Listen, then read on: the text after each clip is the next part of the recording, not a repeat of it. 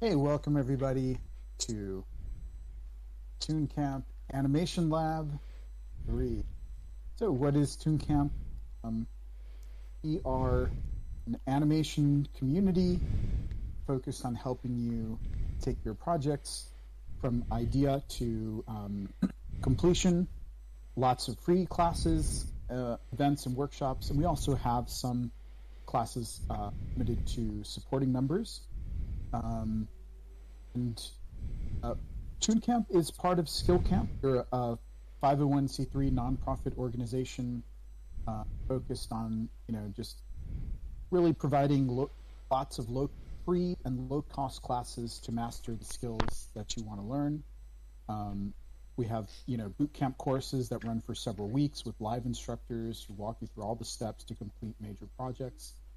And, yeah, so check us out. Visit us at skillcamp.org for more information. And today's class, this is the animation lab, and our instructor is Beatrice, who is going to be walking us through the 12 fundamental principles of animation. And today's class is all about slow in and slow out. All right, thank you, Nacho. So, welcome everyone to today's animation lab. And thank you very much for that introduction. As you said, today we're going to be talking about slow in and slow out, which is one of the very simple yet also very important principles of animation. But before we get there, we're going to do a little recap. Please, we're going to do a little recap of last week and how things have been going for you throughout the week in terms of your projects, in terms of the exercises that you had to do last week, and in terms of anything in particular that you found interesting, or in terms of like any clip of animation, any show that you watched that you found really interesting, and yeah, we're going to be going a little bit over that. We do not have a lot of people here yet, so I believe we can go over one by one. Bethon, I believed, he just submitted a clip, which I need to download. So, but other than last week's exercises, has anyone been working on anything or faced any kind of difficulty? I will leave the floor open if anyone wants to talk. And if not, I will move on to the exercises. Any experiments, any difficulties with the software, any curiosities you'd like to look at?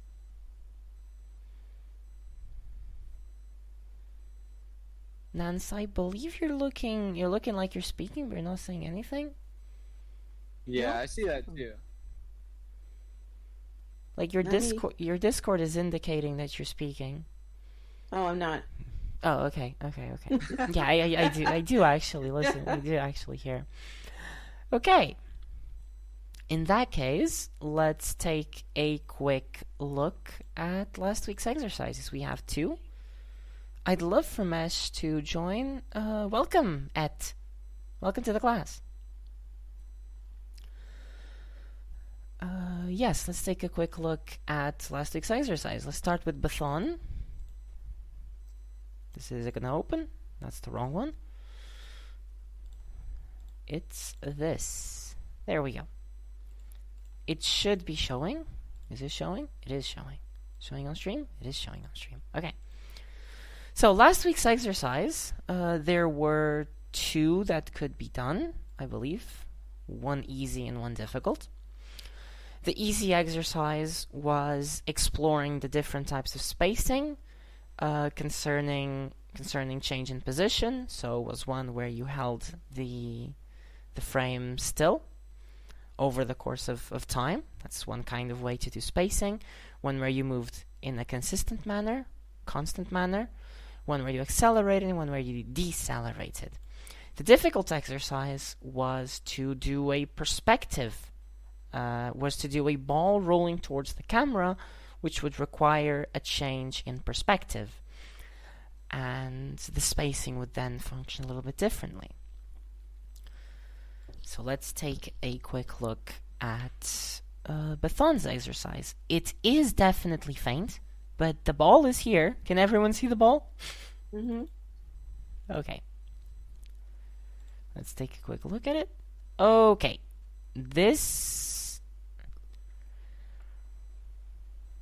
It has a few issues.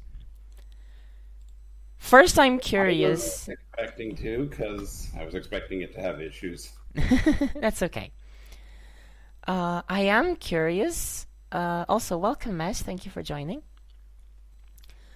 I am curious. How did you, what was your process while doing this, Bethon? My process was to draw a sort of circle, and then this is what I was talking about, what I kept mentioning when everything is so faint, that the next frame would practically go invisible. Okay, I see. So I had to make the frame, create a new frame. I guess I didn't add enough of those pause frames in between. I added one each. Was I supposed to add more? No, you were supposed to add one in between, one hold for every drawing. Yes, that's correct. That's what it does have. Yeah, that's correct. Okay, so this is the part where I'm going to make a quick mention of the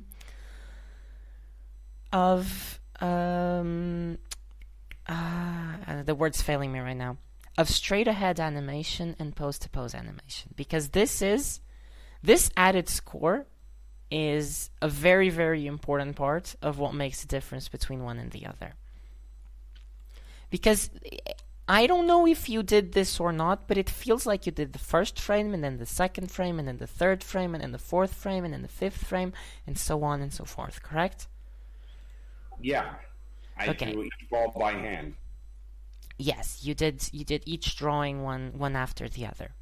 You did straight ahead animation, and you may notice that as you move, as the ball is moving, it is changing in size, which I believe is not intentional, and I believe obviously it is partly because of the difficulty of seeing the thing. But even if you were able to see clearly, over time you would notice this change in size as well. Maybe not smaller, but maybe bigger, maybe just be a little inconsistent. Like sometimes it'd get bigger, sometimes it would get smaller. This is one of the drawbacks of doing straight ahead animation, is that in the end you have less control over how the animation looks in a way, because it's more organic and intuitive, but it ends up lacking in the control and finesse department sometimes. This is why, and we'll go over your technical issues as well at some point. This is why it is helpful to do a first frame, the start of the motion, and then the last frame, end of the motion, and then work between those two frames. And do the frame that lies in the middle, and then do the frames that lie in the middle of those, and so on and so forth. Because you establish the size from two drawings, and whatever happens in between is always going to be significantly less change than if you do one, then the other, then another, then another. And that goes for size, that goes for like pretty much everything. You have a lot more control over what the animation actually looks like. All right, I will keep that in mind next time. And then the other issue, well, the trajectory, it's like, it is difficult for me to point out the issues because it is obviously because you couldn't see. The trajectory. All things considering, it almost seems like the trajectory. The trajectory is a almost little works. bit off, but that's okay. Trajectory is a little like it goes more or less, and it dips, and then it like closes off. The movement is I believe you were trying to do it constant, correct? Yes. Okay. In that case, I'd say you succeeded. It is a little staggered. I'm gonna go through this frame by frame. So we have this gap. This is fine. Okay, this is... Here you skip the hold. Yeah, and now the ball's getting smaller, so the gaps feel like they're getting larger.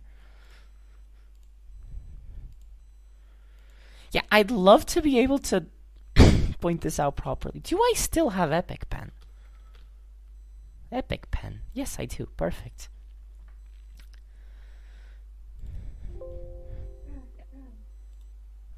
No. No, leave that. Okay. So, marker. Frame 1.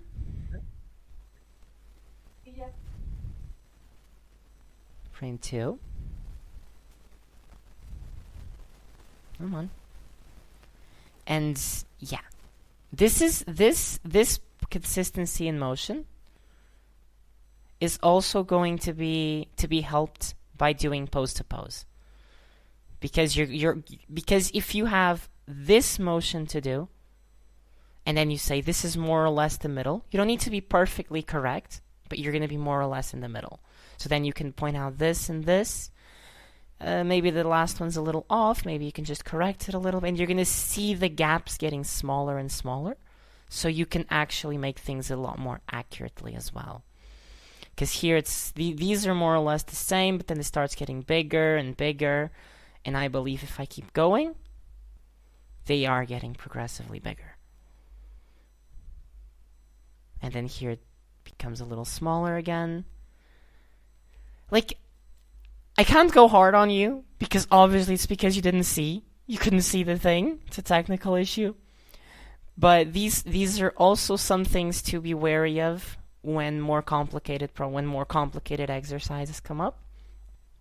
And you'll be pushed a little further, a little harder, and to pay attention to these details. That the distances, even though it is mostly constant, it staggers a little bit because it speeds up and then it slows down and then it speeds up again and then it slows down again, and it does this a little bit of weird motion. Can I clear this? Clear. There we go. All right. Overall, if anything, we know we have to fix the technical issues. The exercises of this week are still okay to get into because slow in, slow out is pretty much a continuation of spacing and timing. So it's not that much of a new thing. The second clip we have is by Mesh. And Mesh did the exercise. A still, a move, a constant, a deceleration, and an acceleration. And I would say that they look pretty good. Let's take a look over here. Let's go over this one. Yeah? Okay.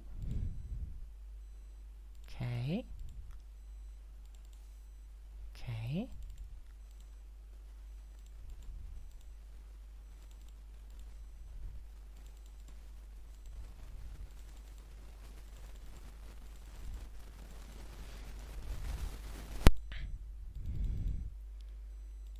Yeah, okay. Now deceleration, fine.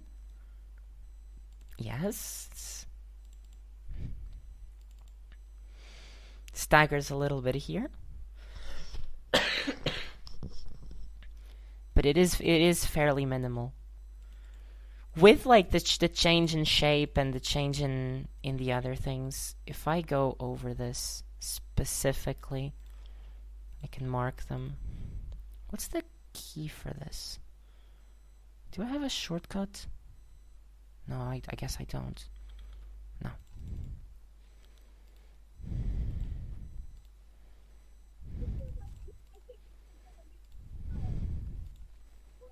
I don't think it's going to be a cold winter. Hello? Who Who is very mild. that? Nance? Everybody has things. Is And it- they don't have the. Is that Nance or is that Et? No, not me. Okay, yeah. I was gonna ask Et to mute themselves.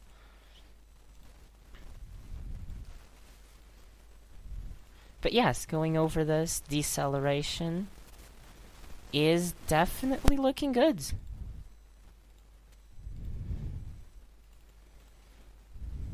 These are the parts that, quite frankly, do get a little bit difficult. And with slow in and slow out, we'll also go over a way to more effectively do accelerations and decelerations. Because even though the spacing does progressively get smaller, sometimes it's just not getting small enough sometimes. But then the stopping point is pretty convincing. So, yeah, this one barely moved. This is fine. Next.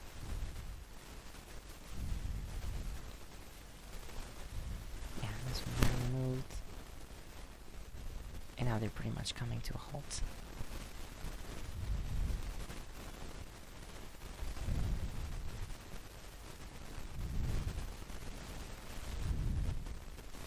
And this is what deceleration looks like in terms of spacing, of the spacing of it. Overall, this is really, really good, especially for a first exercise. I believe you're not. Did you have any prior experience with drawing or animation mesh? I've done some drawing Okay. before, I guess. But yeah, this way. So the way you broke this down is actually really helpful. And I did have a lot of, or I also noticed I was having trouble getting that middle section to have the right spacing. I guess if I had marked it out like the way you did, that probably would have helped. I guess because what I ended up doing was I did the beginning and the end frame, and then I did like a middle frame that was like a little to the right, so it would have and then I tried to do the halfway in between those, but then it's like but then I realized that was really stupid because it wouldn't be halfway in between because it doesn't. That's not how it works. Continuously adjust. Yeah. So it's exactly. So so that's why I guess the middle part got messed up because it's almost like a continuous motion in the middle because I was like doing halfway between the frames and I was like, oh wait, that doesn't make any sense. So yeah. It does get a little messy. I actually faced that issue when I was animating the examples as well, because my first instinct was okay. I was preparing them and I was like, okay, I'll just do like a third, and I was like, wait, but this is not working. This is not how the gaps work. So I redid it. Yeah. But yes, this is a thing with slow in and slow out, because slow in and slow out is functionally acceleration, deceleration. I'm going to go over a technique that is definitely helpful with getting these spacings to be more correct, at least in some way.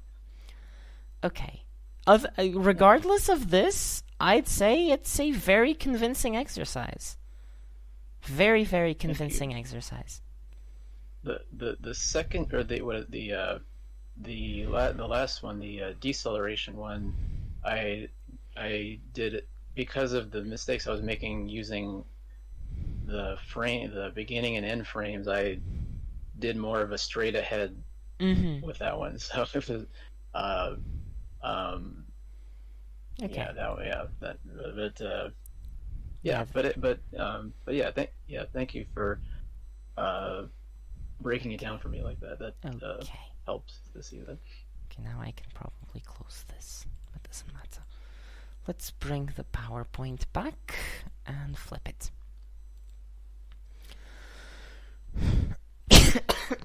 Also, sorry, I'm a little sick. I've been sick for quite a while now. So yes, these were the exercises from last week. At least the ones that I've got. I believe I haven't got anything since. Yes, that is correct.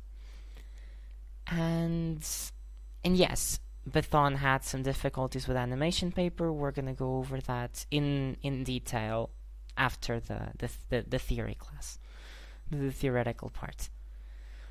And we're going to go on for the next one. So, today we're going to be talking about slow in and slow out, which is the second principle that we're going fairly deep on. It is a very, very, very simple idea, but it is also a very powerful one. At its core, it's very simple and very important. And what it is that when you're animating motion, something that is still needs to accelerate into motion, and something that is in motion needs to decelerate into being static again. So, and this goes for everything, or almost everything, because things don't just shoot straight in motion, usually.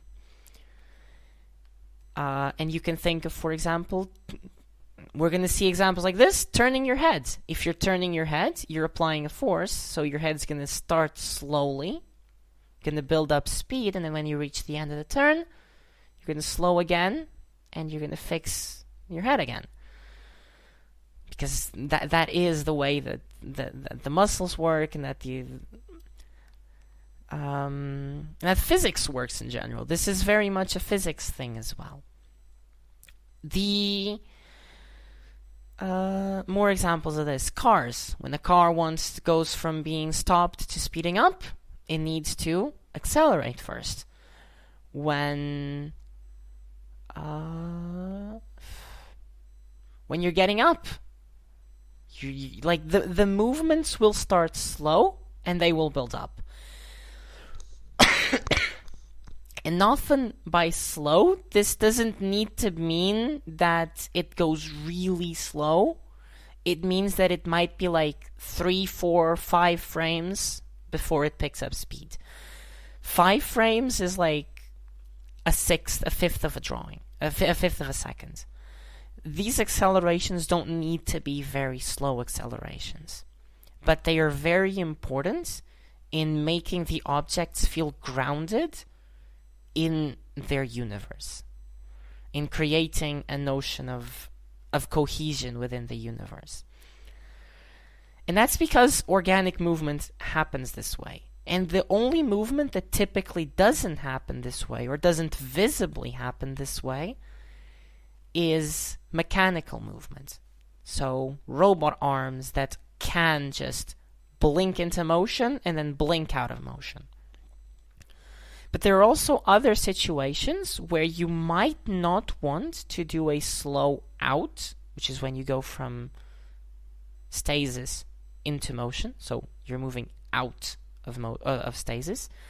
And a slow in, where you move into stasis. There are situations where you might not want to do this, where you might not want to accelerate an object when it's starting a motion. Can you think of any examples like that? Or where you might not want to decelerate an object when it's ending a motion? Does anyone want to think, or want to...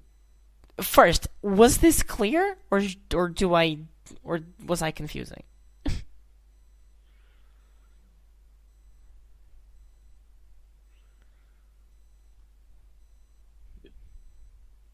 I think I more or less understood. What was your question again? I guess I kind of Okay, my question is actually going to break down into two parts. The first part is examples of situations where you want to apply a slow out and then a slow in to a motion. So things where it makes sense to accelerate first and decelerate at the end. And the other part is situations where it might not make sense to accelerate at the start or decelerate at the end, or both. So it's two parts. So it's a two-part question.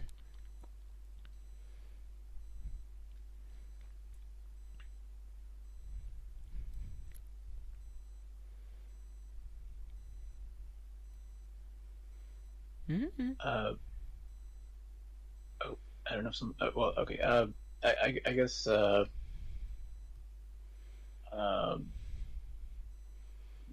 I guess you could imagine a. I'm thinking like different kinds of weapons. I guess. Mm-hmm. That's so like. Yeah. So if you had like a catapult or something, I guess like the arc of the thing that's being launched would I guess it would decelerate and then accelerate again towards the ground, I guess, or okay, yeah. Better. I see what you're saying. Yes, that is a good example. But on the other hand, like a laser beam, like, or some fictional, like a Star Wars blaster or something, that would just go as a continuous motion. Yes. Okay. Sticking with the topic of weapons, let's just think about a gun. What happens to the bullets when you fire the gun? Does it visibly accelerate?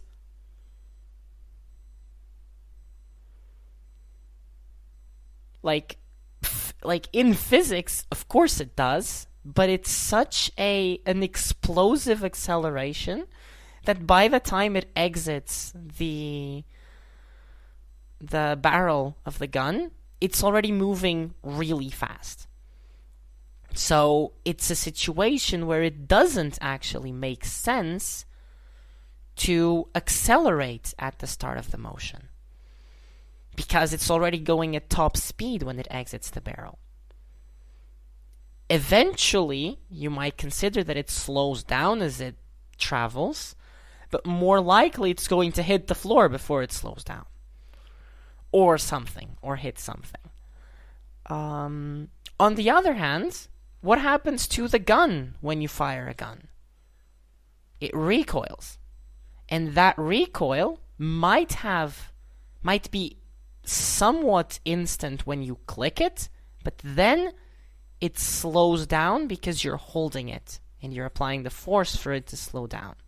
And then you put it in position again. So there are two motions here, which is the first part of the recoil, where it pulls back, and then the part where you put it in position again. And the first part, it has a slow in, where it decelerates. And then it's a typical organic movement, where it slows out and then in again.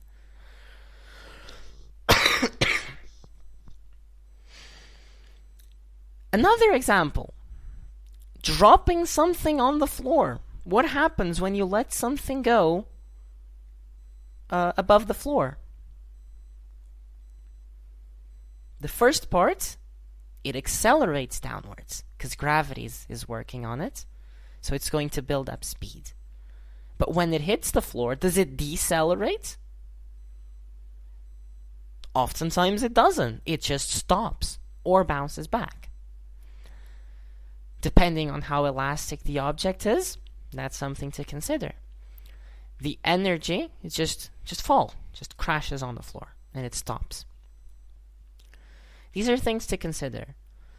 If you have a pendulum going back and forth, then it's always going to decelerate as it reaches one of the edges, and it's always going to accelerate as it comes out of it. And these are the situations. Overall, you slow in and slow out make perfect sense for 90% of situations. You always want to slow out of a position, of a pose, and always want to slow into the other.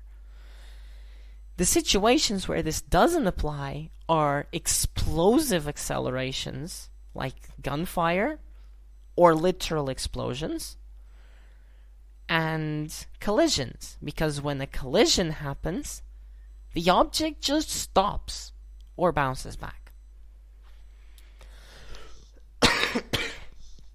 And now I believe I have examples of this. Let me find them real quick. And these are some examples to more concretely understand slow in and slow out. Which were taken. This video was taken, and I'm going to post this in the videos channel for everyone in the class to be able to see as well. It is voiced, but I took out the voice because we're looking at it here now. So this is going to be a head turn, and it's going to repeat a couple times. And I want you to pay attention to the fact that at first the spacing is really close. That's because it's slowing out of the pose. Then it speeds up and the spacing becomes significantly larger, and then it slows back in. It goes from, and this is an example of a ball fall. When it collides, it doesn't decelerate on collision, it decelerates when it bounces back up. This is an example with very, very few frames. But yet, you'll see, there's a first frame that's really similar to the first, then there's an in-between, then there's one that's just coming at the end, and then the final pose. And I believe this repeats again. And these are the very quick slow ins and slow outs that can also happen. That may just be one frame or two frames, one drawing or two drawings. They don't need to be very they don't need to be a lot of frames. This is a head turn now. And again, come on. Pay attention to how the face, as it reaches the end of the motion, slows into position. There are a lot more frames condensed at the beginning and at the end, so it feels like it speeds up in the middle. And this is yet another example with a person running, where in the middle the frames are very sparse, but at the edges, the start and end of the motion, the frames are very close together. This is slowing out of the pose and slowing into the next pose, then slowing out of the pose and slowing into the next pose. And this is the principle of slow in and slow out in action. This is a simple example of a car. This top example with slowing in and slowing out, and this just a constant motion.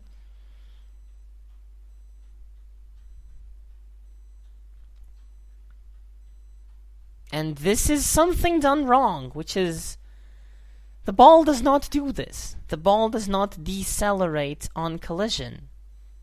It just collides. This is wrong.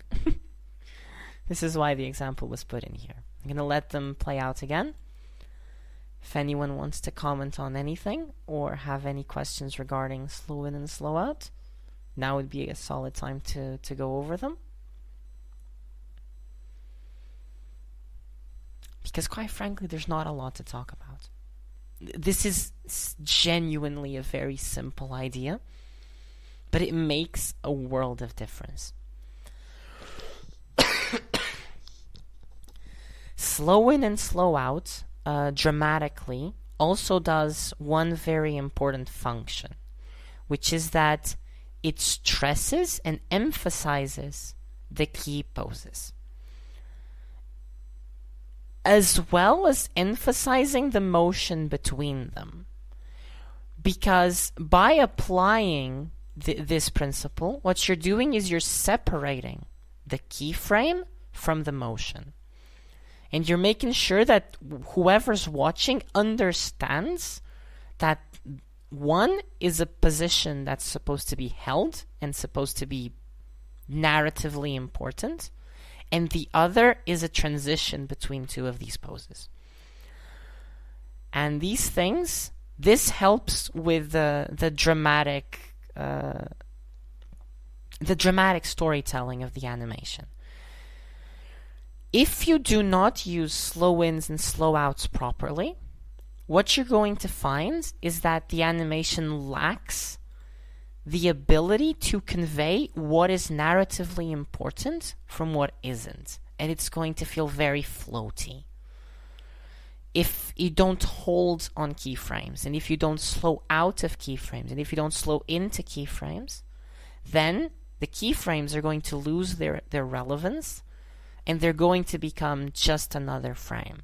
And that's going to hurt the dramatic impact of the keyframes, and thus of the animation. So this separation, the fact that this head begins like this, and it holds for a little bit, and then it holds on the other position, makes you feel like this is an important position, that's an important position, and what happened between the two is a transition between them. This is dramatically important to convey the narrative as well. Fucking hell. Okay, and let's flip this again. So, yeah, and those were the examples. Before we go into the exercises, are there any questions now that we've seen examples? Or not? So the one with the alligator, so you just had 3 different drawings, that was it? Yes, the one with the Okay. alligator was this. Exactly. How many frames did you use? Hold up. This here has 5 drawings. Has 5 the drawings. first key pose. Then it has a slow out frame. Come on. There we go. Which is very, very similar, just slightly moved.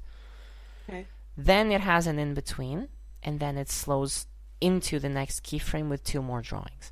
Okay. This is something that can be done on really fast motions. I believe in terms of the timing, this is a less than a second motion. Mhm. This is very, very quick, really. And it is kind of comical as well. I did not do these examples. I found them and I'm using them. But I'm going to be doing the exercises now with you. But yes, this is the kind of stuff that you can do as well. Like the accelerating doesn't need to be slow like we did with the first spacing exercise. It can be very, very quick, because oftentimes motions are very, very quick. You're not like when you're swinging your arms around like trying to say hello to someone, you're moving them around really fast. They're still accelerating and decelerating as they come to the end of their arcs of movement, but they're still moving around really fast. So in terms of like frame time, that's going to be very, very few frames. That's also where you can get into stylized territory and use smear frames when you're doing really fast motions, which we've mentioned last class because of Remza's little clip, I believe. No, it was Zuriel's. My bad. It was Zuriel's clip. But yes, this is the principle of slow in and slow out. Any other questions?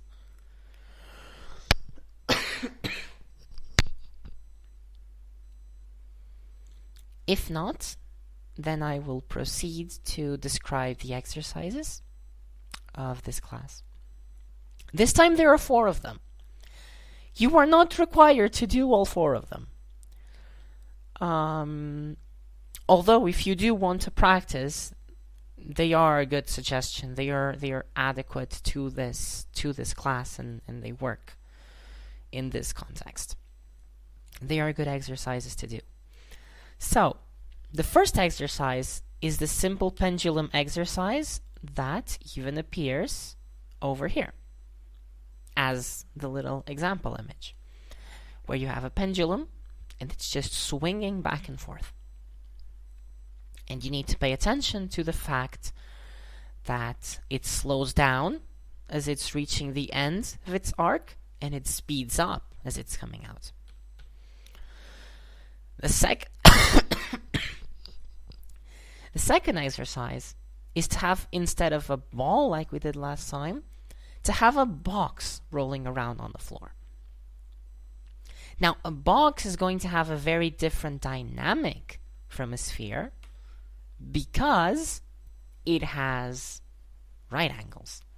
And that means that it's at some point when it collides, and the movement is going to be more interesting, and its rotation specifically, the rolling, each roll that it does is going to involve slowing out and slowing into, or rather, yeah, it's going to involve slowing out and slowing into whatever's happening.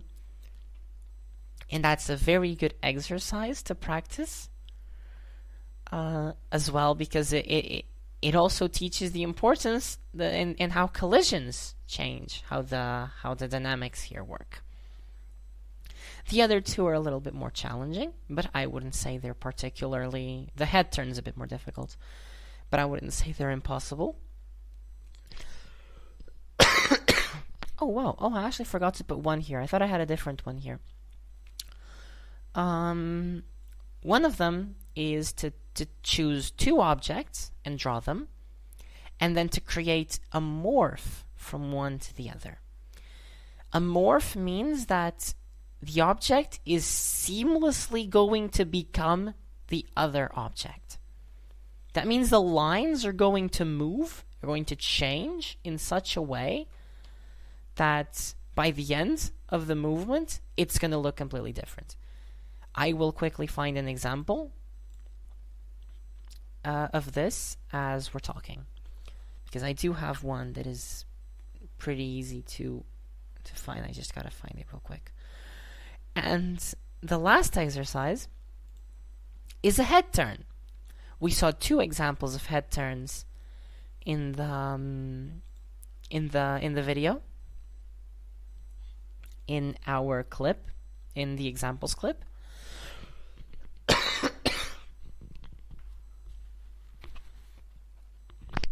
And you may also try to do one. It requires more draftsmanship and definitely a knowledge of how to turn a head. But it's also going to get into territory of body dynamics, which is very important, and I hope by the end of this course we'll be able to do solid body dynamics as well. So it's important to get started on them. And also the fact that animation characters are better or are easier to work with if they have simple shapes. Like spheres and cubes and cylinders and cones and those simple shapes. So right now, for those of you interested, I'd suggest picking an exercise and getting started. If there are any questions, feel free to ask. I will be doing 2 of these exercises. Maybe I won't be doing them all here in the class. I will first be doing the box, because I feel like it might be a bit of a head scratcher how it's supposed to look. And then I'm going to do the head turn as well. And now I just need to find the example of the morph. In the meantime, does anyone have any questions? What is this?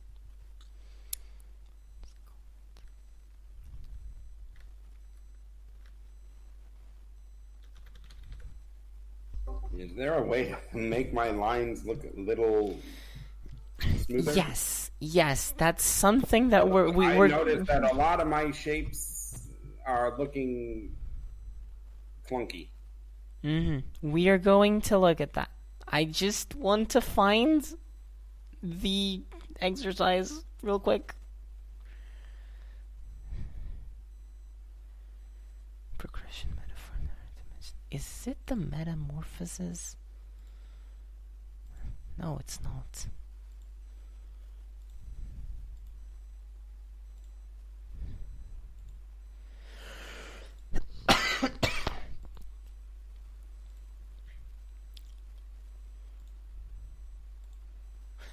No.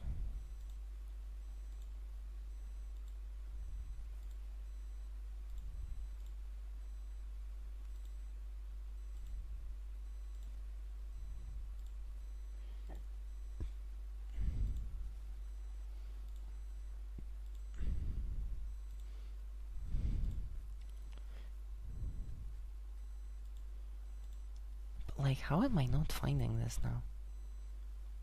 It's a very, very simple exercise. And I know I have it here somewhere. The example of the morph. Oh, there it is. Okay. There we go. Whoop. Okay. This is an example of a morph. Does this go frame by frame? Yes, it does. So, this was a first keyframe. And this was a last keyframe. And here you actually do not see a lot of slow in and slow out, but I want you in your exercises to do slow in and slow out. Otherwise, it's going to look floaty. Let's go back to, these are other examples. Otherwise, it's going to look floaty. For your exercises, you can, like these exercises here are showing, rely on rotation, or you can just morph straight up. Although morphs are usually more neatly hidden by rotations or translations or some other kind of movement.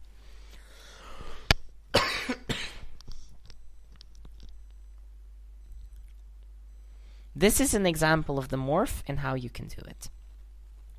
I'll keep it open. Now, let's go, Bathon. We need to fix your thing. Because it's not working. So, show me your screen. I'm going to put this over here and just do a very, very quick copy-paste. I feel like there's no line or like circle button, right? There is no line or? Like, it lets you, like, you press this button and you make a line. You know what I mean? No, there isn't. I don't think so. Alright, the circles are probably going to look a little... Then there's nothing that can be done about the background. It's not going to always look 360. You don't have a tablet, correct? Not yet. Okay. Let me see what I can do with a mouse. I mean, you should be able to see something with a mouse. Regardless, what you can do you see this little bar at the bottom? In my screen? Which bar are you on? I can't see where you... The opacity. Yeah, I did that. I found that out, so... If you raise the opacity, it's going to be everything very dark. Yes, because that helps a ton. Because mouse is either 0 or 1. Basically, you're either clicking or you're not. So if it's 1, it's always max opacity. While with a pen, you can do gradual increments, or at least more gradual increments. Now let me get a Pic Pen out of the way.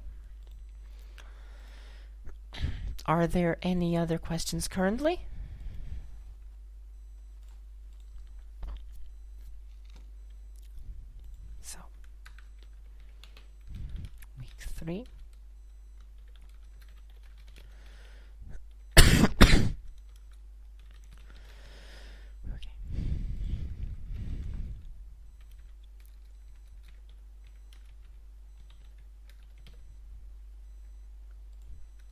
hands like this. Charmaine, you are very good to hands. We do everything for him. That's what he does. Charmaine, you are.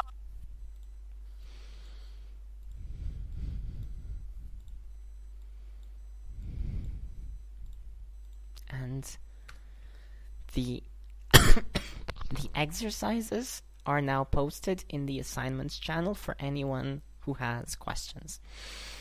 I'm now going to be doing the box exercise. If anyone wants to follow along, you may.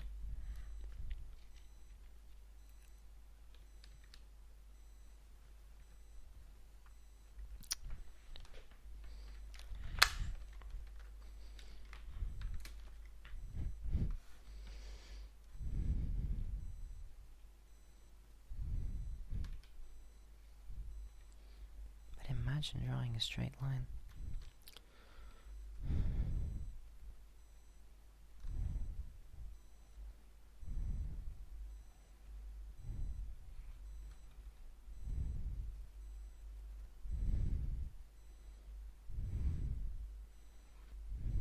Okay. Actually, I am starting to appreciate, Mesh, how you did such a good straight line in your exercise. Because I believe you just had a really clean straight line, didn't you? How did you do that?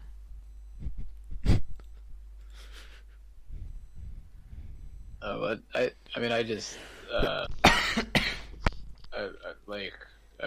not using animation paper. Okay. Yeah, I couldn't get it to install actually. Yeah, it's like okay, fair enough. But is there not in animation paper? Is there not some kind of no, not that I found like yet. You can hold down no shift or something like. I tried. No, there isn't. Oh, that's there we go. An interesting choice to not have that. Okay, there we go. So now let's just extend this. Let's do 24 for now.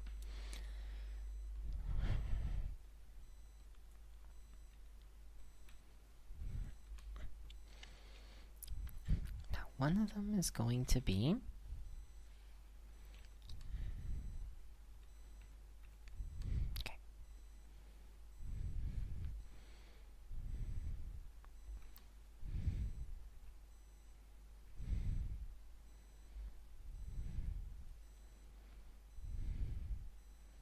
a box on the ground. Next frame, the same box on the ground. Just moved to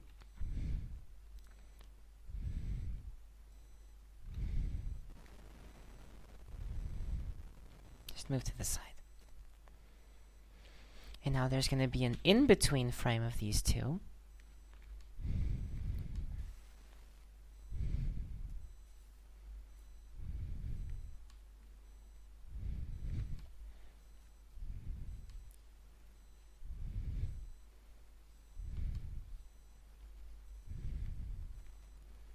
It's going to be somewhat like this.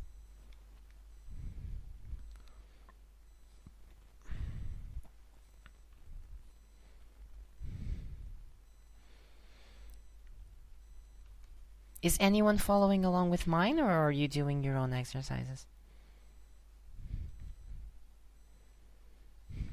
I'm watching you right now just to sort of see how to start it. In that case, tell me now. So we're going to go from this to this to this. And where are the slow ins and slow outs here?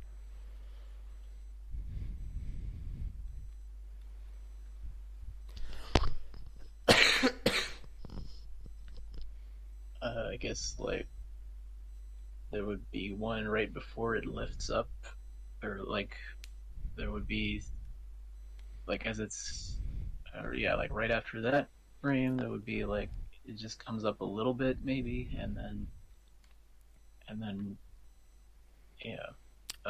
at which point I'm gonna rephrase it, I'm sorry. At which point does the box decelerate or accelerate? Like I said, accelerates from the beginning, and then it doesn't decelerate. I guess it just hits the floor. Okay. I mean, I guess it could. Oh, now I'm thinking like what a real. Okay. This I mean, consider. but Let me. I guess it could decelerate. Yeah, as it's balancing on its corner. Yeah. Exactly. I guess it could be like that. That's where I wanted to get at. Yeah. Consider that this is a repeating motion. The box always. I added a frame by accident. Delete drawing. No. Delete drawing. The box will always hit the floor at max velocity, and it will always slow to its slowest velocity when it's balancing. So it decelerates from here to here, it's decelerating. From here to here, it's accelerating. Gotcha.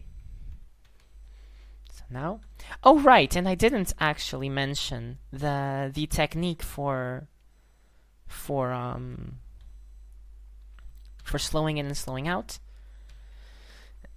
Right, that was because I had thing over it. The technique is you do the first keyframes and you do the first breakdown. This is the breakdown. And then you in between. So if you're going from here to here, you do your key and then your second key. And then you do your breakdown. And then you do in-betweens to those. And then you in-between to those and you leave these blank. And you in-between to those. This is a way to just easily get an acceleration. And and it's easy to manipulate in the sense that you can always leave these gaps a bit smaller so that you can then come back to them and then have a little bit more versatility with how you do these.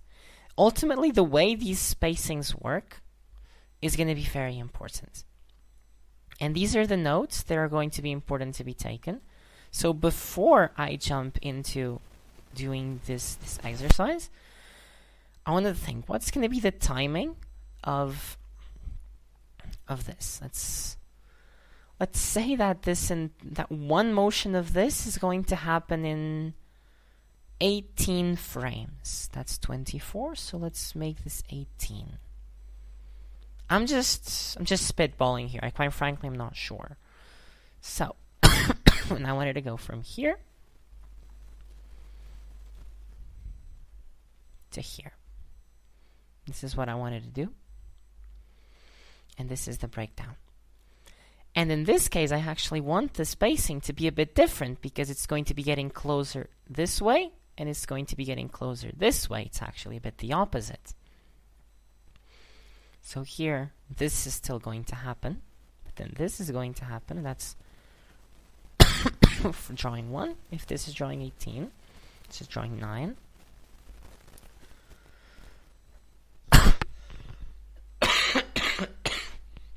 Either 9 or 10, I'm actually not quite sure. Let's say this is drawing 3.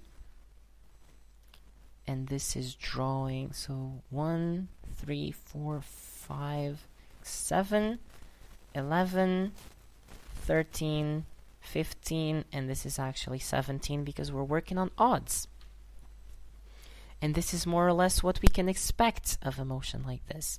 And what we're doing here, this is a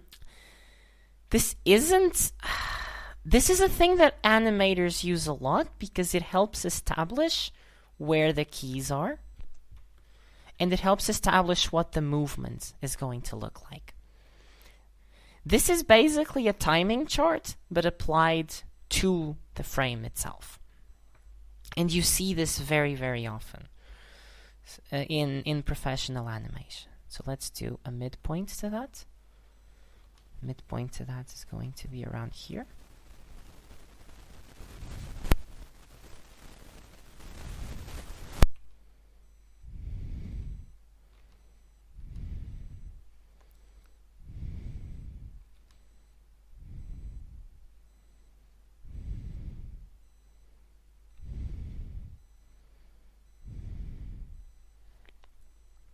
let's go down to the other one.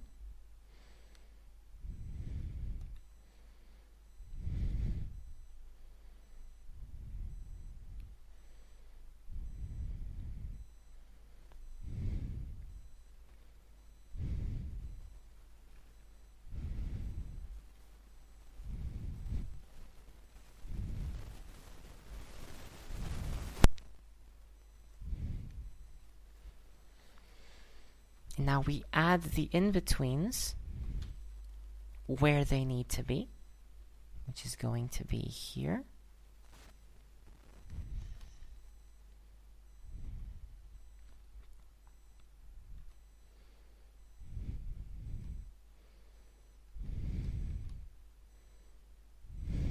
It's better to do it here first.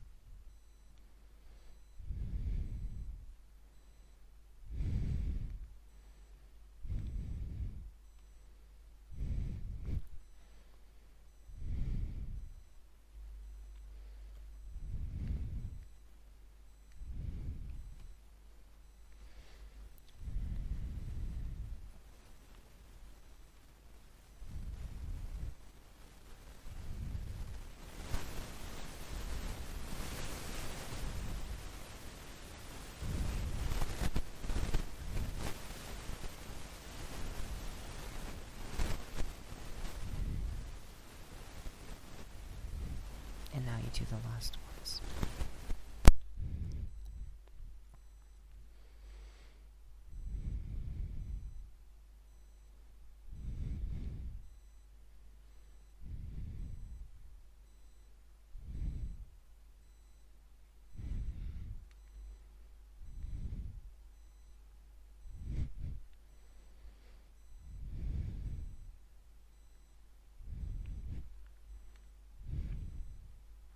Question? Yes, Bithon? Will there be more clone drawings for what to as a way to indicate slower movement?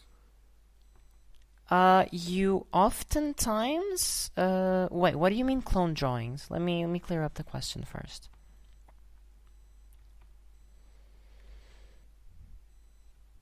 What do you mean clone drawings? The ones that appear in the browned out to indicate. Oh, a here. pause in the frame. Here. Yeah, I wasn't sure if that was the proper term. Yeah. These are called this means you're holding the frame. That's the word. technical term. You're holding the frame. These are Would that holds. be a way to indicate slower movement. Slow start? That is a way to indicate. That is a way to facilitate doing slower movements. Yes. Because if the movement is very subtle, you can get away with very few drawings and holding them for a long time. But generally, you're not going to hold a frame in order to indicate movement, because holding a frame means that you're not moving the frame. It means it's staying still.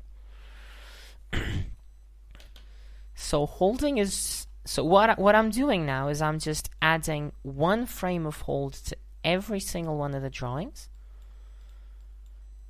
to match the 24 frames per second, but to have 12 drawings in a second. And this is what it looks like. And now what I'm going to do, because I've done this, is I'm going to take all of these and do a copy and a paste. Because now I've done them all, and I'm just going to move them to the side, and the first frame can actually be gone. First frame is actually irrelevant because it's already there. So delete the drawing. Okay. Another question: how did you grab that? Click and shift click, and then Control C, Control V. I mean, you moved your box. Oh, okay. That's I mentioned this last time. You press. You might have gone over my head. I'm sorry. You press A to select an entire drawing. You can also press L. You can also press L to select a part of the drawing and copy it. These are both ways to do it. If you press A, you're not copying anything, you're just straight up moving it. If you press L, you're copying the drawing before you're able to move it. Understood, thank you.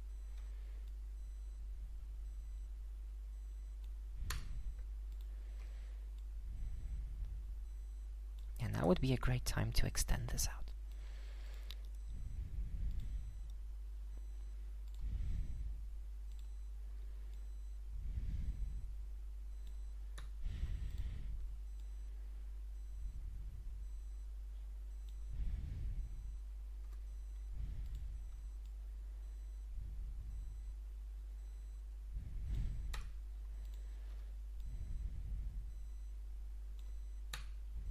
And this is what it looks like now.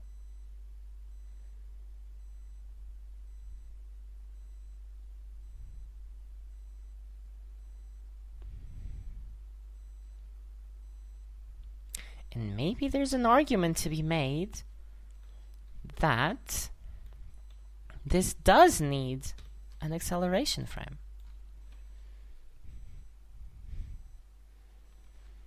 And this is an example. What I'm doing now is very, very similar to the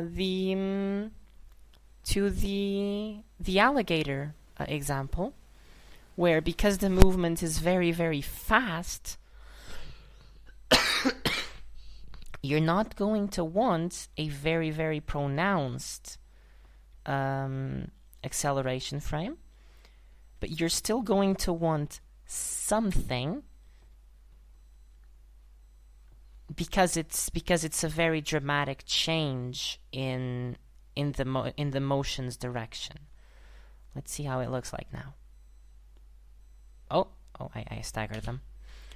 Yeah, I staggered them. This is supposed to go below. This is this.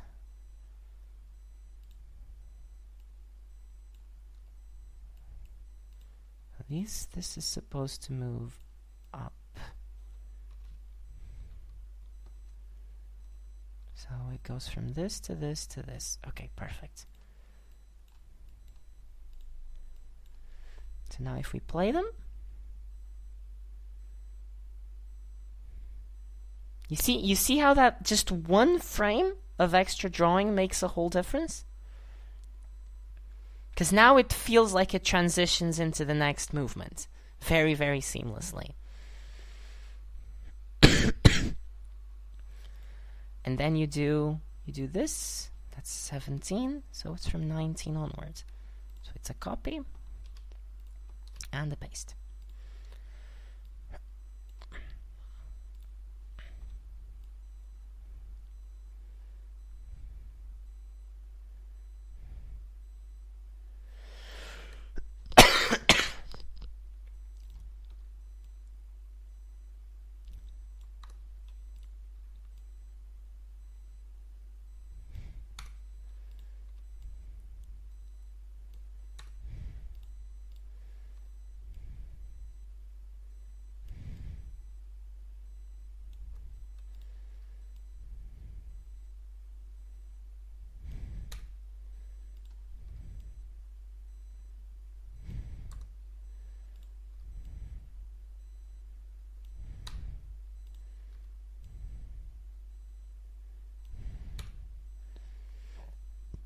Now if I play this,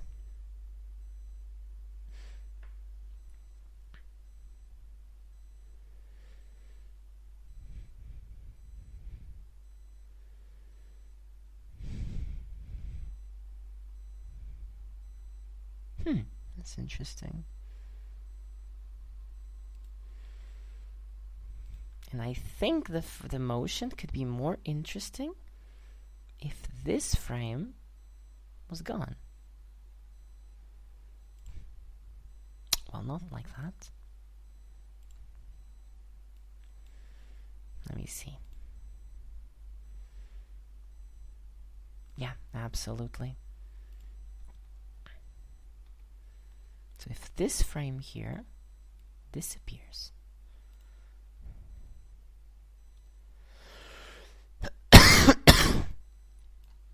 And I can come and delete. And this, Control Delete. And then it's small adjustments like these. And you can see the motion coming to life. Wait, it holds for a little too long there. It holds for a little too long at some point. Does it?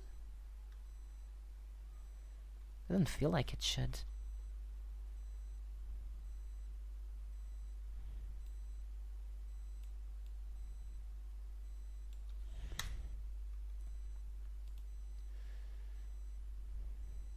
No, it's fine, it's fine, it's fine. Just the software is lagging a little bit. And this is an example of how to do the ball rolling across the floor and what you need to be careful with when you're considering the accelerations and decelerations. The slow ins and slow outs. In this case, you slow into the top position and you slow out of the top position. And you also have one very, very minor slow out of the first key, because it's going to help propel the box into the coming motions.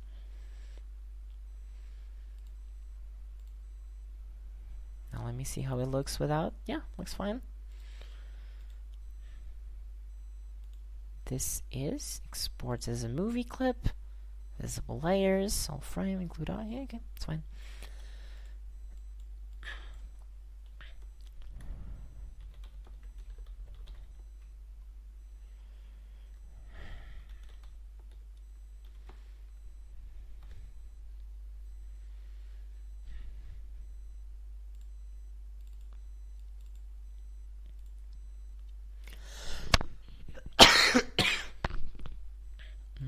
Now let me save the scene.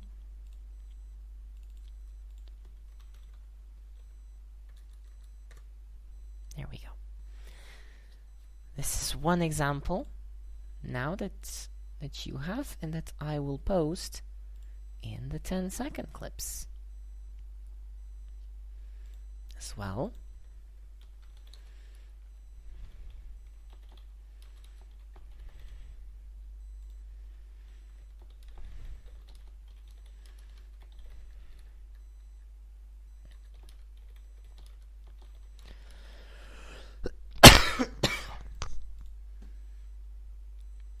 Examples.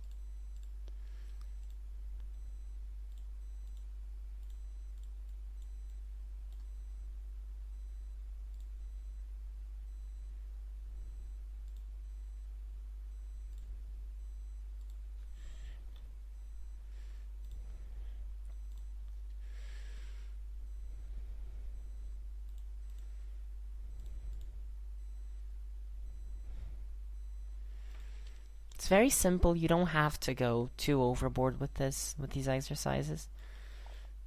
Eventually, we're going to have to start worrying about... It's H. We're going to have to start worrying about the size of our paper and where things land on it, because currently we're not. And things are looking a little small. Now the head turn. New scene. No. Yeah. Yeah. Exactly. And now to do a head turn.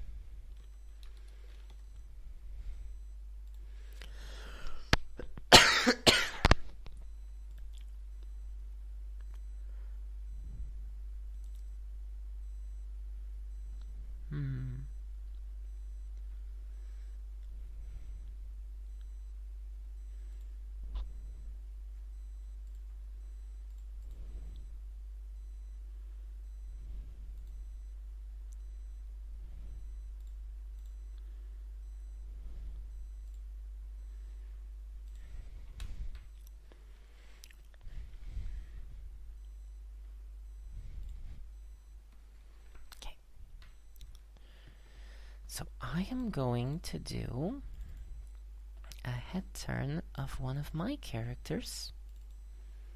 This little cat right here. This, for anyone to see, this is it. The cat, not the girl. It works both ways, regardless.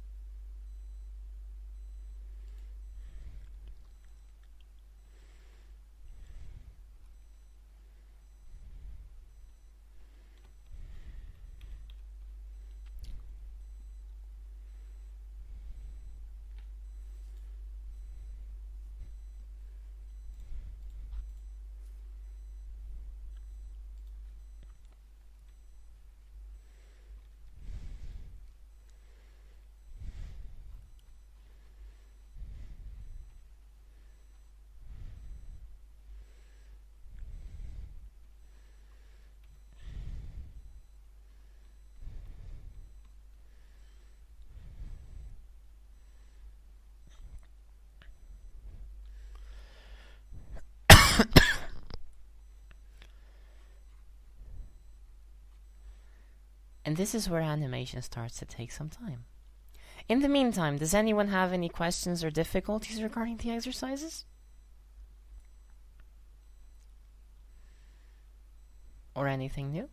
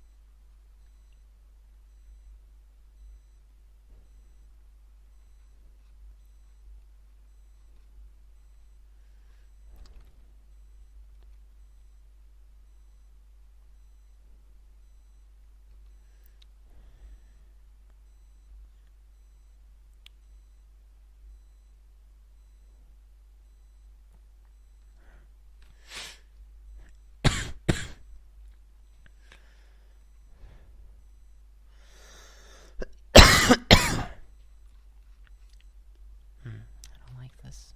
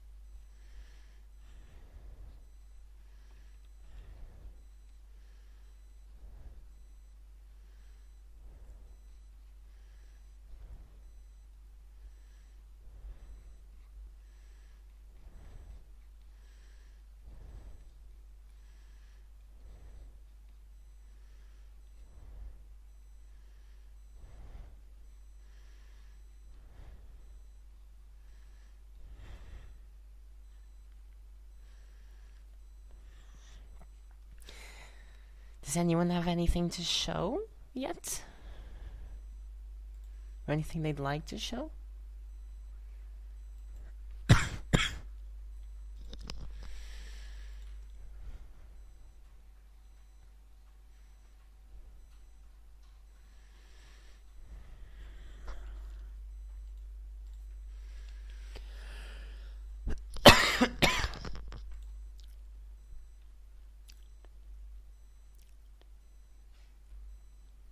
I have a quick question, I guess. Yes. Yeah. So, when you're animating a character like this, is there anything in particular that you do to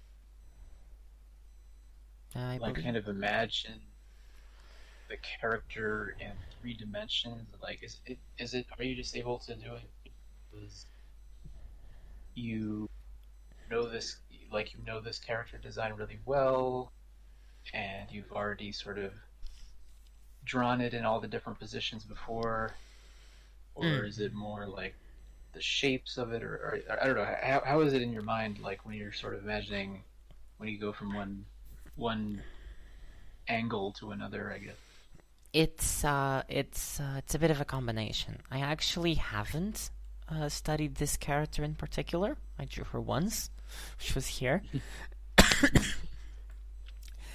But usually when you're drawing a character in animation, you're going to have previous work already done, which is the character sheets. Let me find some real quick. Character sheets that may look like this and this, or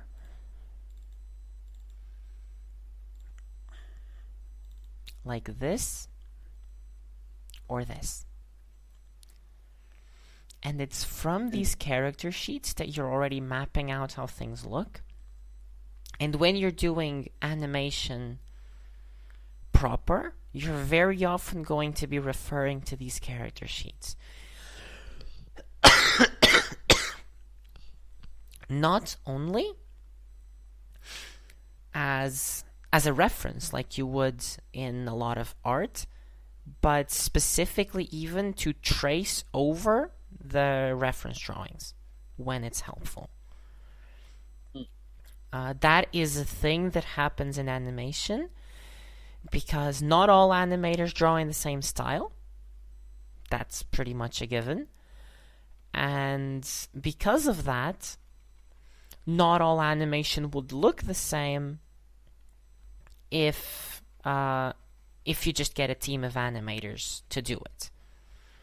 It wouldn't be consistent enough and it wouldn't look good enough. So you have, besides having the whole production pipeline to ensure that things look good, it is very often not a bad thing that you directly reference from the character sheets to understand exactly what it is you're doing. Gotcha. Can I? Maybe I can actually. No. Go back.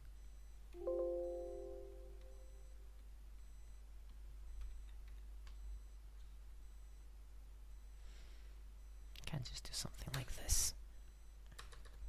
Where would you want to post of first attempt? The post of the first attempt, I mean, would you not want to post it in the exercise clips? If not, post it in the animation chat, in the animation lab chat, the chat for the voice channel. Okay, this is really weird. It appears the program has glitched. Let's go over here, head turn. Now let me open it again. Okay, let me open it again.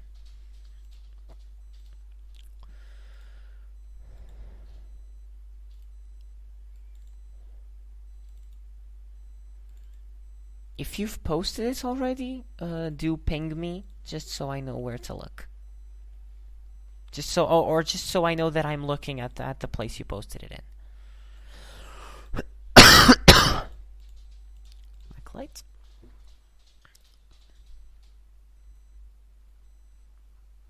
Yeah, there we go. Let's take a look at the pendulum. Okay. That's going a bit too slow. Let me put it on here.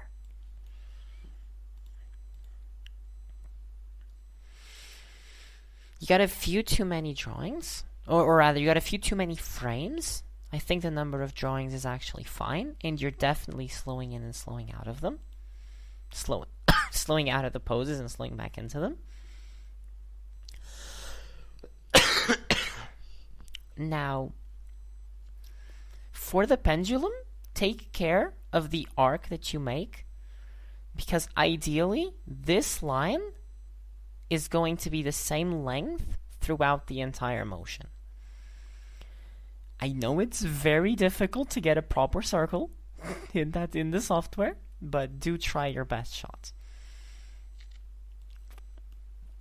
Those would be my recommendations for a first attempt. Okay.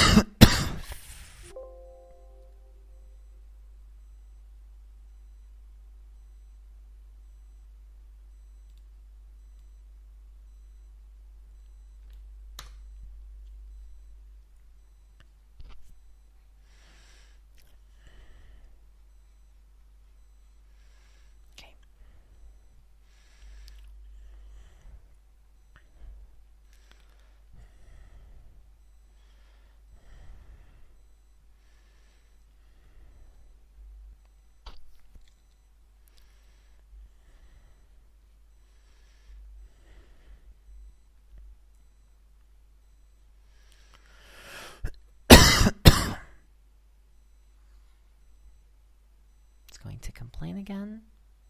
Maybe not.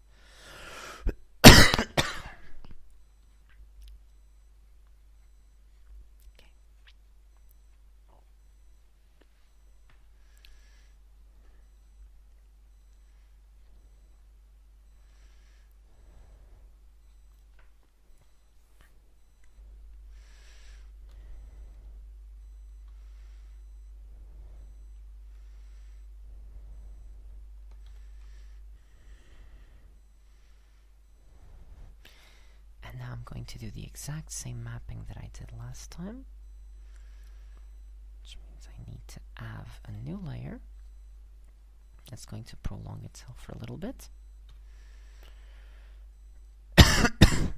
And here I'm going to do a typical map of how these things look.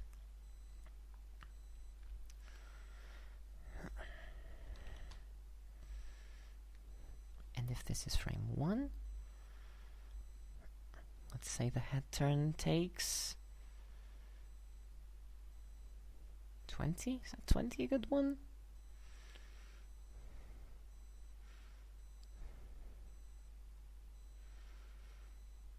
Quite frankly, yeah, let's go for 19 again. So that's 119. 119, this is 10, except it's not, it's 9. So 3, 5, 7, 11, 13, 15, and then we can add one more just for a bit of an extra slowdown. So now let's go back to this. We're adding our frame 9, and let's just expand this all the way to 19. damn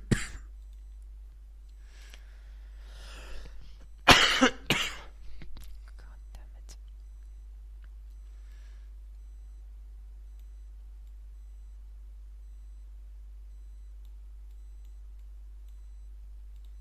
Frame 1, this is going to be frame 9, and this is frame 19.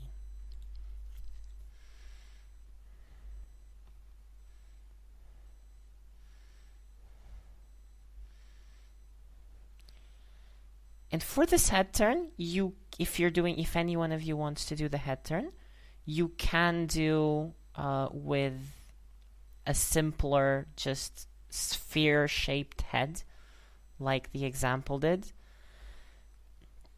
Because doing the kind of thing that I'm going to do here is also going to involve more than just slow ins and slow outs. It's going to have a bit of follow-through and overlapping action, which is something we're going to talk about next time, or not next time, but throughout the course.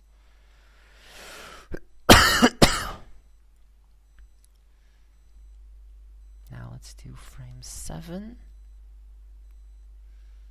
It's going to be quite distanced.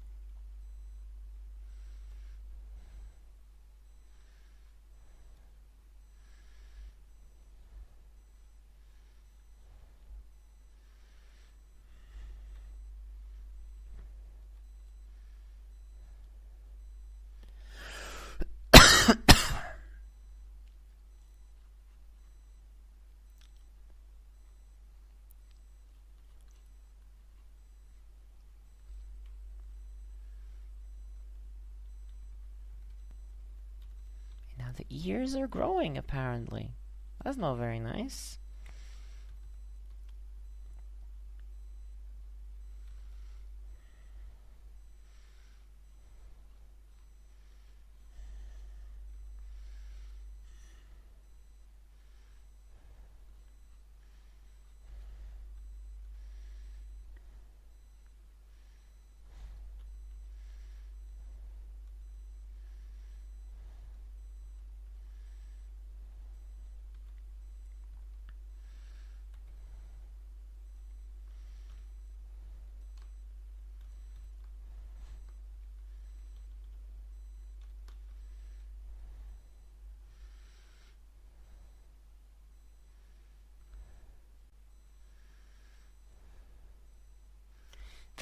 And this is the thing, the principles of slowing in and slowing out are crucial for pretty much every movement that you're going to be coming up with, both in and out of the course. But at their core, they always depend on the quality of the keyframes that you're able to do. Because if you have good keyframes, you're going to be able to pull off good slow-ins, good slow-outs. You're going to be able to pull off a lot of good movement just on the fact that the keyframes are good.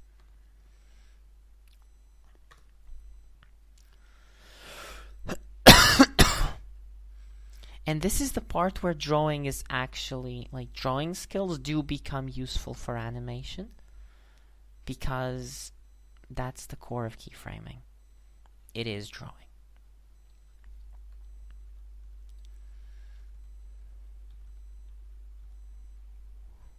Can you explain each keyframe, and then especially between 7 and 9, what frames you put in?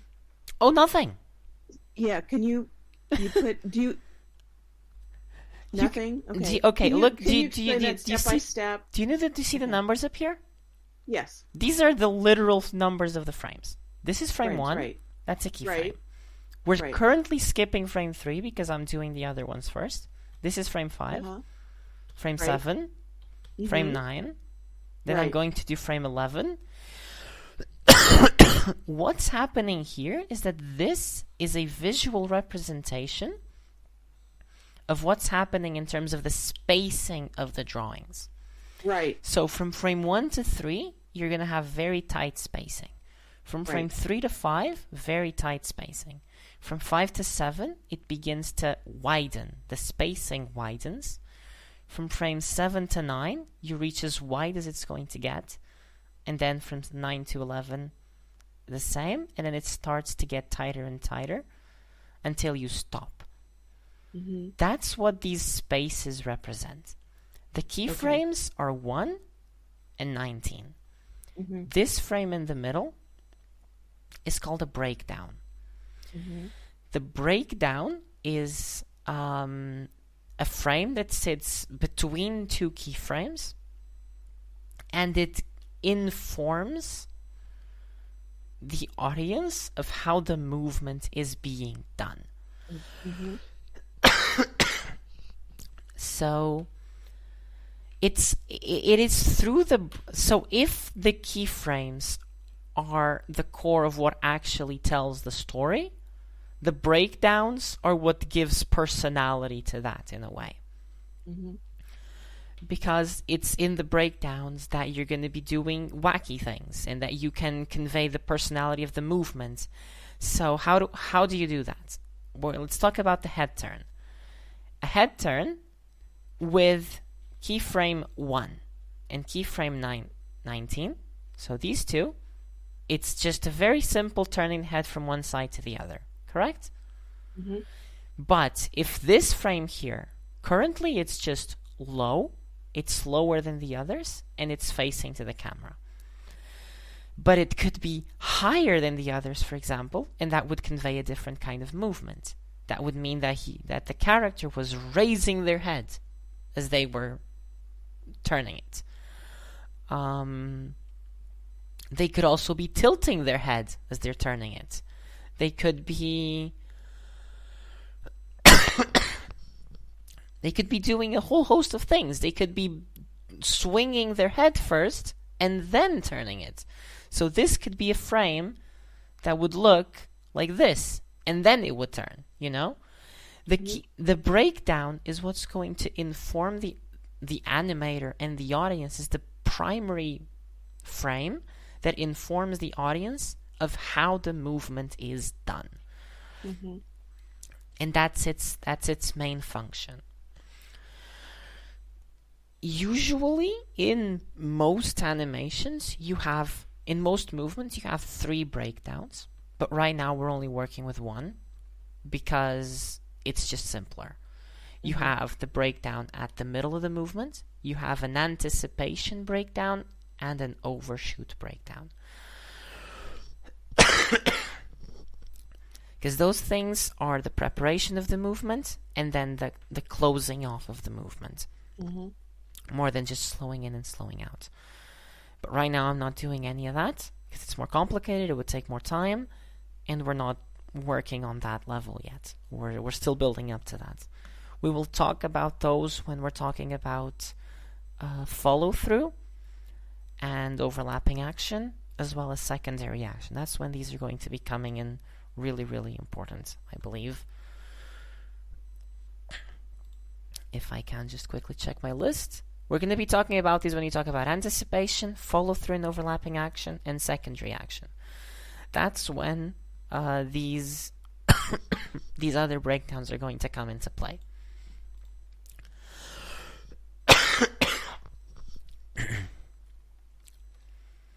I'm also not currently applying things like squash and stretch, which I could be. It would be a matter of doing something like this, for example, and maybe widening it a little bit.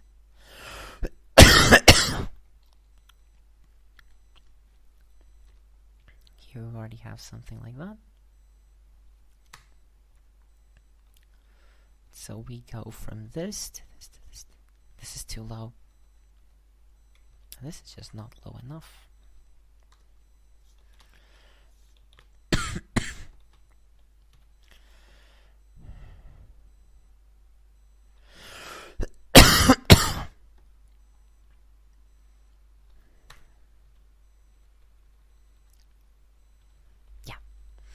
But these are other principles that we'll get to in time, and we'll go over them. But yes, going back to this is a timing chart. Mm-hmm. And this is basically the way for you to know the relationship between where your frames lie and what the spacing between them is going to be before you actually jump into the animating. In typical animation productions, this is provided by the key animator, the person who did all the keyframes and is already saying, okay, this is going to take this much time, this is what you're going to be doing in betweening. For holy, I really need to get medicated. For the independent kind of work that we're going to be doing here for now, you're going to be doing all the work yourself. So, yeah.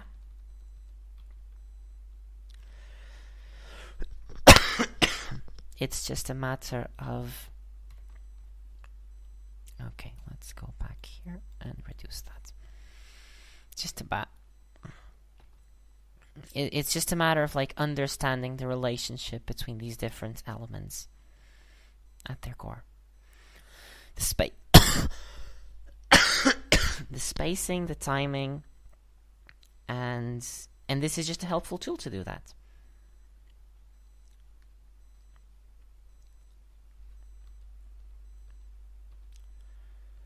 That's weird. This one's weird.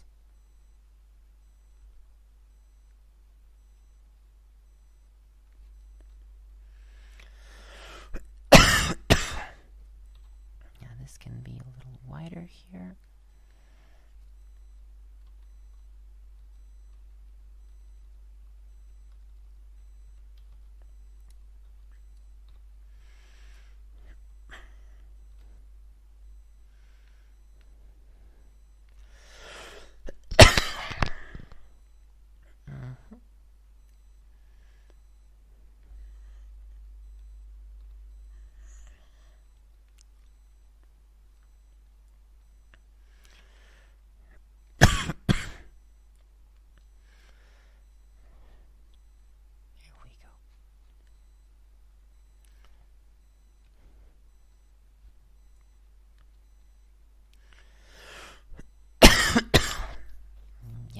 This is the movement, the way it goes.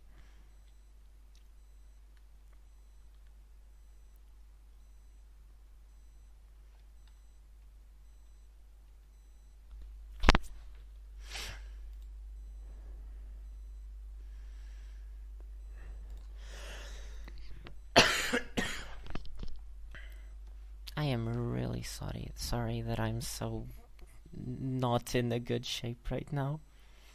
I hope that's not annoying you. No, it's no problem. Okay.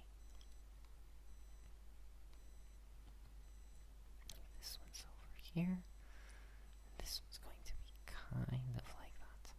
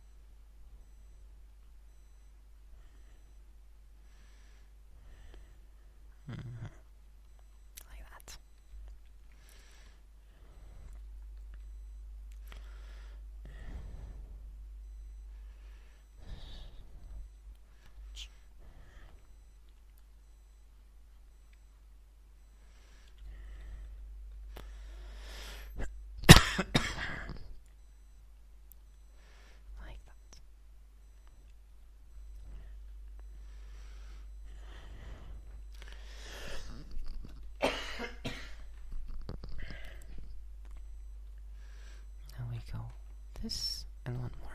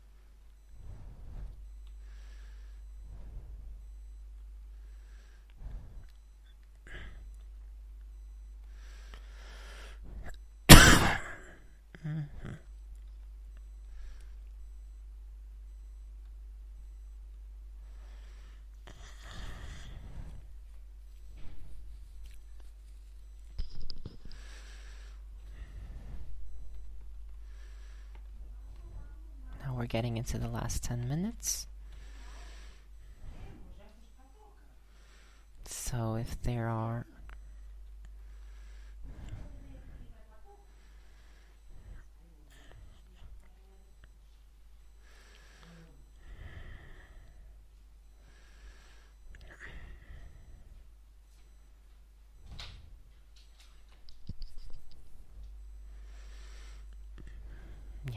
is about to be finished. Like this.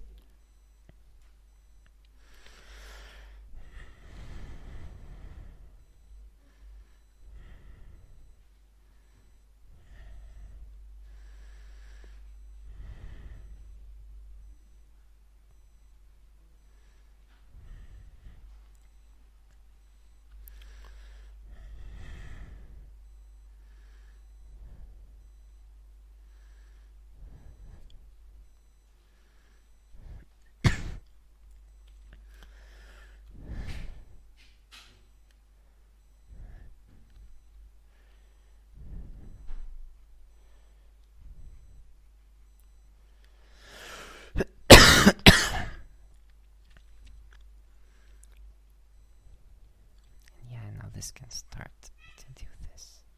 Exactly.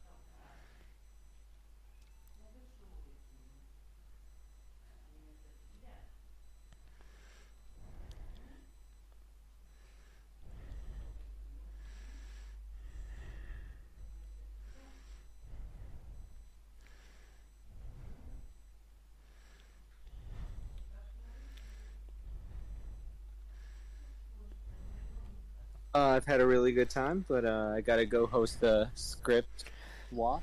All right, I will see you later. This has been really great. If you took the time to follow through with the exercises, that's really good. If you've just been watching, that's also really good. Hopefully you can catch something from this. Regardless, have a good one. And is it script swap that you're going to do? Yes? Yeah. Very well then. Good luck with that. Thanks. Good luck with this, man. Good stuff.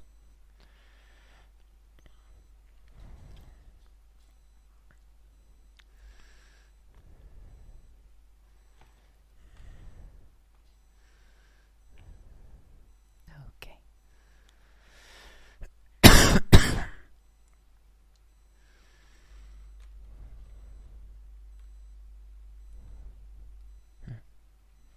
Needs to be like this.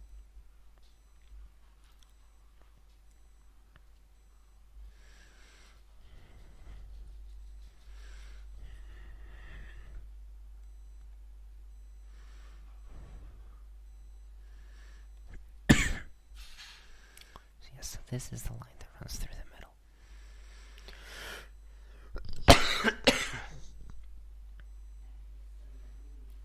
And this is an example of a head turn.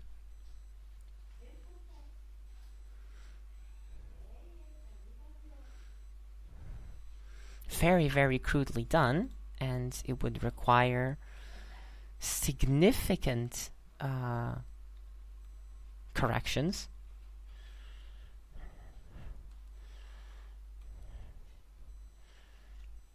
Or rather, significant cleanup.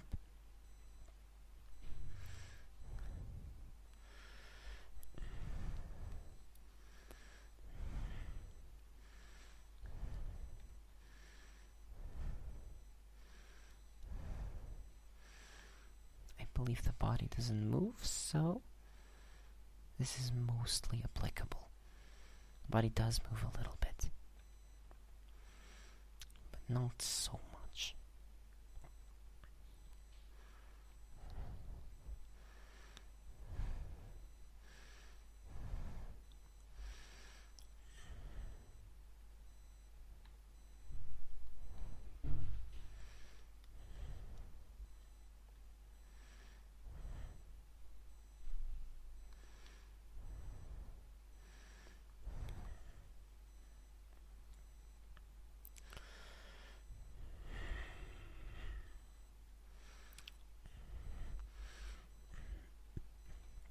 So yes, we are definitely almost done. Now I'm just really trying to finish up the exercise, my own. And I will ask you to say if there's anything else that you'd like to ask or talk about. Now is probably the time. Because once I'm done with this, we're going to be closing up the session.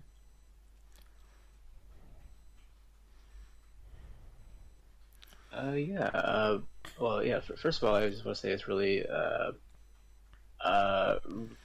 this has been really interesting watching your process doing this, and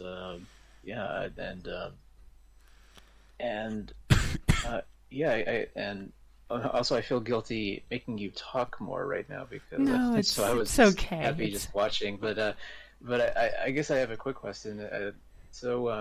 When you're nearing the end of a slow out, and you're kind of at that, like, this was something I was noticing when I was doing the ball exercise, and it's like it's getting to the slow out, and then there's a point where you're at the end, I guess depending on how many frames you have, but it's sort of like it's like everything is just really close together, like all the lines are really close together because it's it's getting towards the keyframe, and I remember like when I was doing when it's just a ball, it's like, okay, it's just a ball, it's pretty straightforward, but I was thinking, like, if there's anything more complicated than that, there's going to be just like a lot of lines on top of each other and kind of almost the same distance, like, I don't know, is that like a problem that you see come up, or in you're like doing a motion that slows out and it's like all the lines are really close together and it's like sort of hard to tell? I don't know, like I feel like it would look really weird if it was done correctly, I guess. There are two ways primarily that you can work that you can do that. either you take really, really patient care to make sure that the lines are very precise, and so things do actually line up properly. That's the first option, is you take a lot of care, a lot of patience, and you go through every frame making sure that the spacings are correct wherever they are, and making sure that there's no like staggering and whatever, even in those really tight spaces. That's option 1. Option 2 is that by the time that you're reaching these slow outs, you start holding for more frames. So somewhat like what Bethon mentioned before, with like holding for slow motions. Instead of doing one drawing every second frame, what you can do is when you're getting really, really close to the end, you might just do... So you're doing one drawing every second frame for the whole thing, but when it's so close that it barely changes, you just skip one of those drawings. And one drawing just holds for 4 frames instead. That is one way that you can do it as well. And these are the 2 primary ways that so far I found to deal with that issue. Either you hold the drawing for the drawings of the slow out for a little bit more, or you just go through and make sure that everything is in fact just precisely done. That makes sense. Animation is very much a work. It's a discipline of patience, you know. So at some point, in some situations you're gonna prefer to do one. In some situations you're gonna prefer to do the other. It is what it is. Okay. Yeah. Thank you.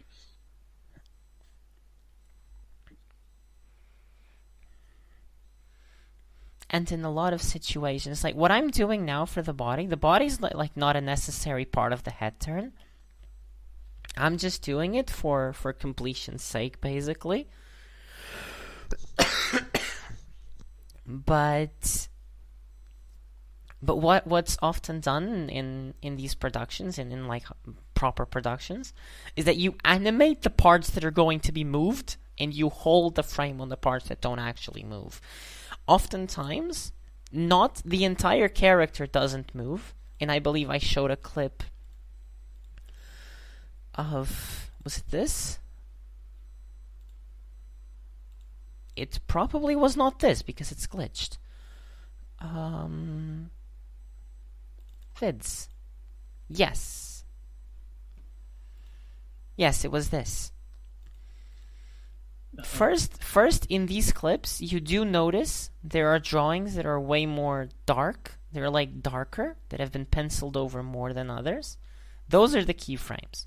There's also frames where this happens. And that means that for this drawing, this part here is important, but you just hold the rest of the drawing, you know? Like, you don't need to do it again. Yeah.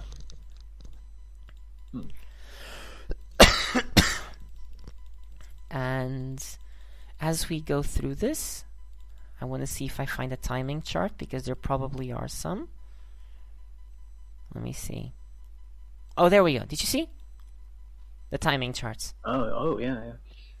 This is the kind of stuff that appears in, like, especially these old productions that were still on pen and paper, and then animated in cell and photographed.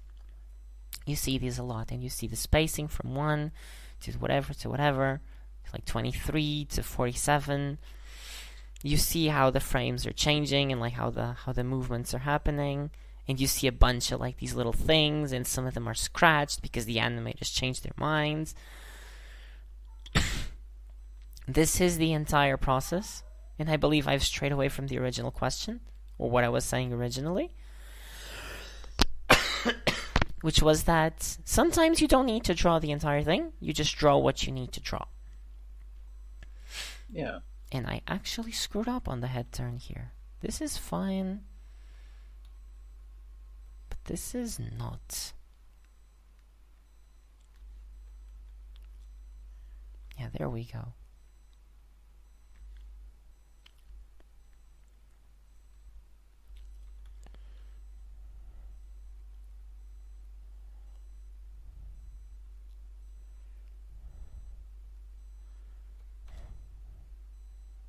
Still feels like it's moving.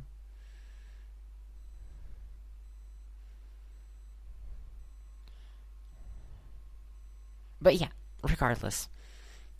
This is an example. From here, you would take a proper marker or brush or whatever,